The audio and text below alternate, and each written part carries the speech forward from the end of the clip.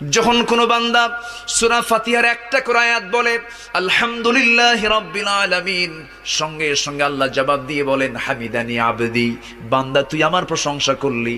আর রহমানির রহিম যখন বলে আল্লাহ বলেন আসনা আলাইয়া আবদি।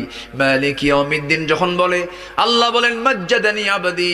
এরপরে যখন বলে ইয়াকা না'বুদু ওয়া ইয়াকা নাস্তাঈন পর্যন্ত যখন বলে আল্লাহ বলেন বান্দারে তুই আমার কাছে কি চাস, প্রাণ খুলে চারে বান্দা।